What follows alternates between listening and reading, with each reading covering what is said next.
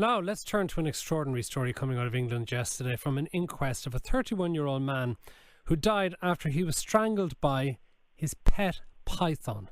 That's right, a snake, apparently about 8 foot long snake, strangled him, one that he had raised since it had been tiny. He used to hatchling. He described the snake while he was alive as his baby. John Dunbar is with us, herpetologist, currently undertaking a PhD in venom studies. John, thank you very much for joining us. How you doing? Thanks for having me. Now, do you need a licence to own a snake in the first place? In Ireland, you don't.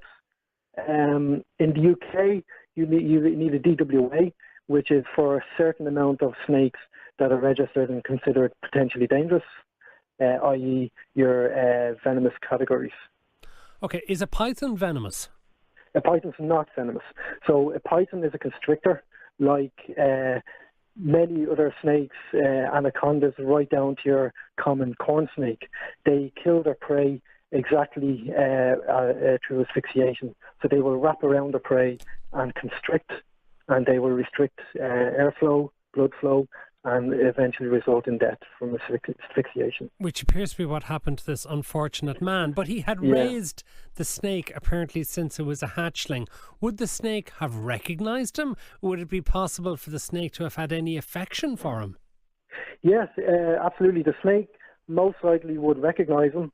I've raised snakes over the years. For the last 20 years, I've kept various snakes, including big pythons, and I'm fairly confident that they do recognise it, they do know you, so they will be calm around you, because if you're handling them and you're calm with them, they don't see you as a threat. However, there's going to be absolutely no loyalty. And in this case, I'm not overly familiar with the circumstances, but it's most likely that it was just due to a freak accident. A freak accident, and the snake would decide to wrap itself around this man as its victim? Well, because the victim is the only person in the room, we don't know the entire circumstances. But if we reflect back on some previous cases, I think it was about 6 or 7 years ago in the States, there was a man with his, I think it was a boa constrictor, not much bigger actually, I think it was about the same size, but he had some people there with him, and he was showing off the snake and he was handling it, and he put it around his neck, and for whatever reason the snake reacted and started constricting. But it was just a freak accident, but the people that were there were too terrified to help, and mechanically the guy is just simply not going to, if his two arms only open to about 5 feet, he's simply not going to be able to unwind an 8 to 9 foot snake. And did that guy die? Yeah. In front of the other people who watched on while he was choked to death by a snake? Because if you don't know what to do, and you might be afraid. In Bali a few years ago, there was a case where there was a much larger snake, another python, which was doing no harm, just hanging around some bushes, which happened to be near a hotel that was due to open. And so they decided, it's a little big, we'll move it just for safety reasons. But when they decided to move it, there was a security guard who moved the snake, and he was inexperienced, and the snake wrapped around him. He was holding the head and tail, and left the rest of the body draping around his neck. And what happened was the snake started constricting, because this, of course, was a wild snake, and would have seen him as a threat. But however, rather than helping the guy, there was people standing by with their mobile phones, and they simply just took pictures. Oh, that is just horrific. I take it from all of that, I mean, the lesson of it is, don't keep snakes. Well, don't you keep snakes. I mean, will you not be afraid of what a snake might do to you, even if it's a non-venomous snake? Well, that's the thing. Snakes are incredibly interesting. They're fascinating. Anyone who really keeps them as pets, it seems to provoke this scientific interest. If you ask anybody who keeps a pet snake, what's the scientific name, where's the part of the world that they come from, they'll almost be able to tell you. They'll be able to tell you a lot more.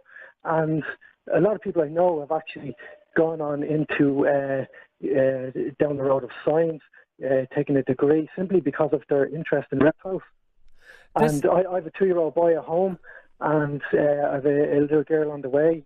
My wife is 5.5 months pregnant, and I can't wait for them to grow a little older to get them a little pet snake and bring them on holidays, catching snakes and stuff. But the thing is, you have to really kind of understand them, understand what are safe, what are not, because there are snakes that I wouldn't want my kids around unless there's like, I'm there or whatever. But there's some snakes that you could happily give your 10-year-old as a pet, such as a corn snake, small boas. Okay, that's But an an interesting 8 or 9 approach. foot snake is definitely a snake that you would want to have experience. And this man did have experience. But an 8 or 9 foot snake, it's such, it's kind of getting to the stage where it's, not too big but not too small type of size, where it's borderline needing someone else with you for handling. Clearly, in this case, because it killed him. All right, thank you very much, John Dunbar, for joining us here on The Last Word on Today FM. 0874100 is the number for your comments. Coming up in the final hour of the programme, we'll have our weekly movie spot. Downsizing is one of the movies that we'll be reviewing. We'll also have Michael Sheridan on motoring. He's going to be looking at the effect of putting dodgy diesel into your car. And on the top of that, we'll also have Ian Guider with the business news. So loads to come between now and 7 o'clock here in The Last Word. And the 6 at 6 follows this.